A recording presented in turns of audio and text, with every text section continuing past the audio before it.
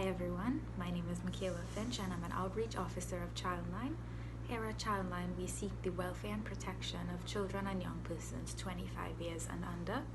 We mainly do this through our 3 units: outreach, counseling, and the helpline.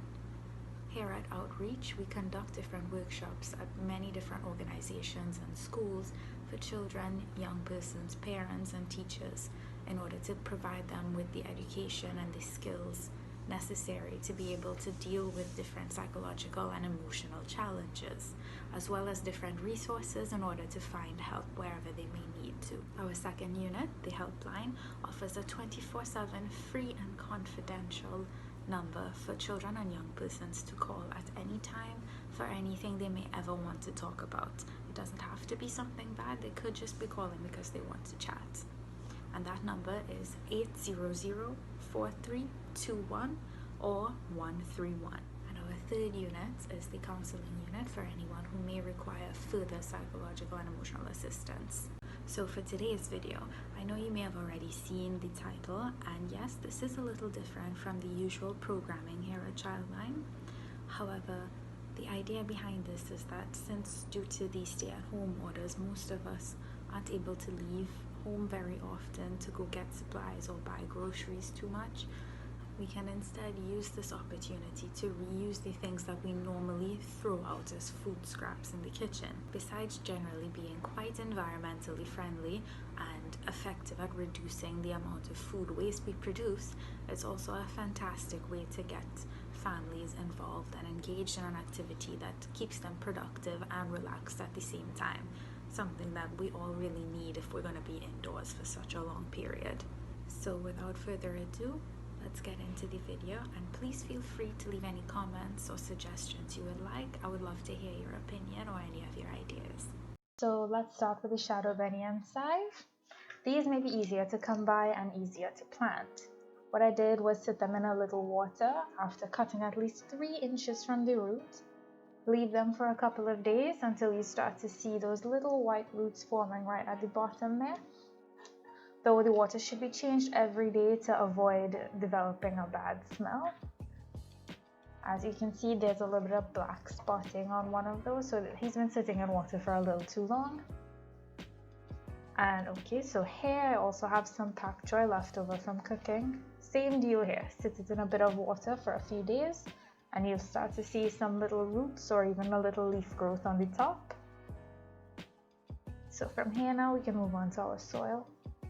From this picture you can see that my soil started off very dry and dusty.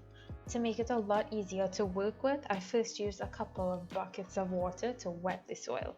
I then left it overnight to let it soak in a little bit. In the morning, before the sun could dry it all out again, I checked on it.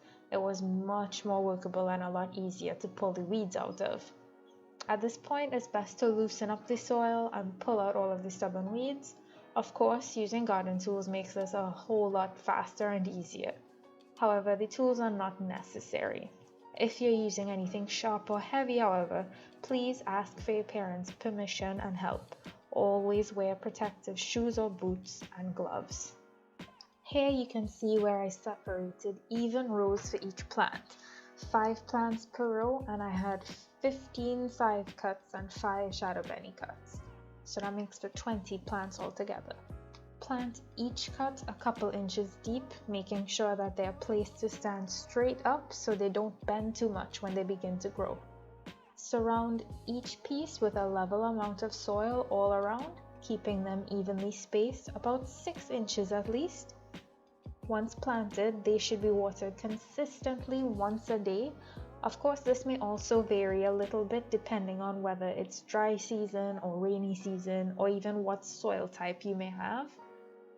Keep an eye out for the weeds though, and pluck them before they can grow too deeply into the soil before they compete with the chive and shadow beni. Now for the final babies of the day, our pak choi. Just as before, we want to hydrate and soften the soil in the area we'd like to plant them. Make sure to clear out the weeds and loosen up the soil. I found a few earthworms while doing this though, so if that's gross to you, remember to wear some gardening gloves. I think they're cute though, and in a later video I'll talk a little bit about why they're so cool and so great for your plants. So when planting the pak choi, we want to get the soil almost level to the cutting itself without burying the plant. I had two, so I placed them about 10 inches apart as I had enough space for that. These should be watered frequently, perhaps multiple times a day, though this would also depend on the season, how much sunlight they get, and your soil type. Similar to the other plants, watch out for the weeds and pull them out whenever you see them. That'll be it for today's video, but more will be coming soon. I've already really been enjoying planning these, getting my family to do it with me, and putting this video together for you.